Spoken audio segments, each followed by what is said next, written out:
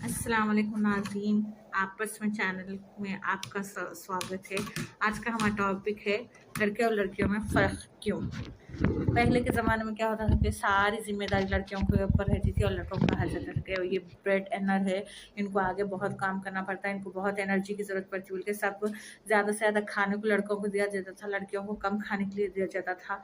और उनको कहा जाता था कि उनको फिट रहना चाहिए, उनको दुबले पतले रहना चाहिए, दुबले पतले रहे तो उनके आगे शादी होती, नहीं तो नहीं होती, बोल के लड़कियों को बहुत लिमिटेड खाना दिया जाता था।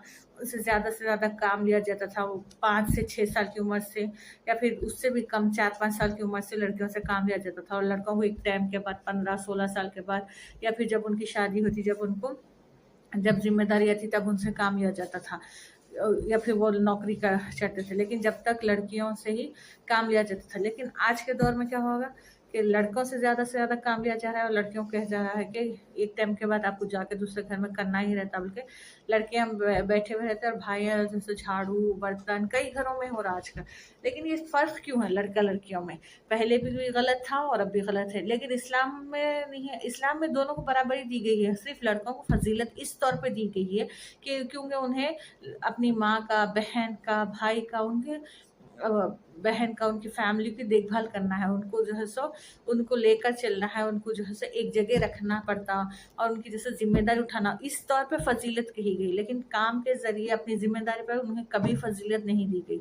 हम हुज़ूर सल्लल्लाहु अलैहि वसल्लम इतने, हमारे नबी आका सल्लल्लाहु अलैहि वसल्लम जब अपने घर का काम करते थे, खुद अपना काम कर लेते थे, फिर हम हमें ऐसा क्यों कहा जा रहा कि लड़के जो है सो स्पेशल रहते हैं, लड़कों को काम नहीं बोलना, लड़कियों को काम बोलना, और जो है सो अब जो है सो लड़कों को काम बोलना, लड़कियों को काम नहीं बोलना। ये सब चीज़ें क्यों हैं? क्यों हमारे सिर्फ माशरे में, हिंदुस्तान, पाकिस्तान, बांग्लादेश वगैरह, सिर्फ साउथ ईस्ट एशिया कंट्रीज में ही ऐसा क्यों हो रहा?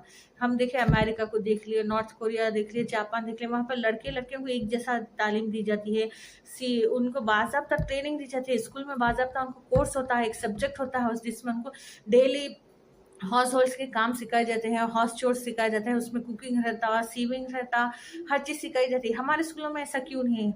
हमको शुरू से हमारी मेंटालिटी क्यों सेट हो गई कि लड़के ये काम नहीं कर सकते, लड़कियां ये काम नहीं कर सकते? इन दोनों को इक्वल अपॉर्चुनिटी देकर देखिए, फिर देखिए कि कौन क्या काम करते हैं, किसका किस में इंटरेस्ट होता। हो सकता है लड़का बहुत अच्छा कुक बन सकता, लड़की बहुत अच्छा फाइनेंशियल में कर सकती, फाइनेंस में जा सकती, कॉमर्स में जा सकती, कंप्यूटर कर सकती, या फिर वो भी बहुत अच्छा हाउस होल्ड कर सकती। मगर दोनों को इक्वालिटी दीजिए, दोनों को भी बराबर काम दीजिए, इससे ज़्यादा मेंटालिटी दोनों की सेट होती कि हमको हर चीज़ करना है। देखिए आजकल का ग्लोबलाइजेशन है, हर किसी को बाहर जाना है, बाहर आप एकदम चले जाएंगे बाहर कनाडा, अमेरिका वगैरह में, आपको तो वहाँ पे सर्वेंट्स, मेड्स वगैरह नहीं मिल सकते। आपको ए टू जेड खुद से काम करना पड़ता।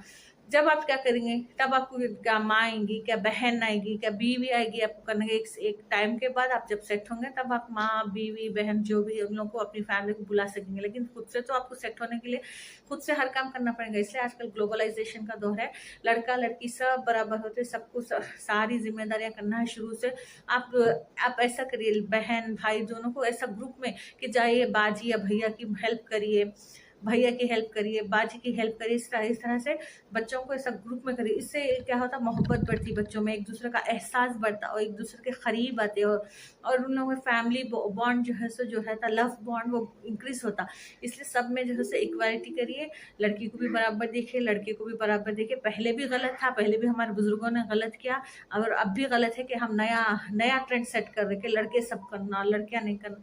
ये ऐसा कुछ नहीं है, दोनों भी बराबर करना। फैमिली का हर मेंबर अपनी हर जिम्मेदारी, अपना हर करे तो अपने पेरेंट्स पे भी कम बोझ पड़ता, और फिर हैप्पी फैमिली का हम इंतखाब कर, हैप्पी फैमिली हम क्रिएट कर सकते हैं।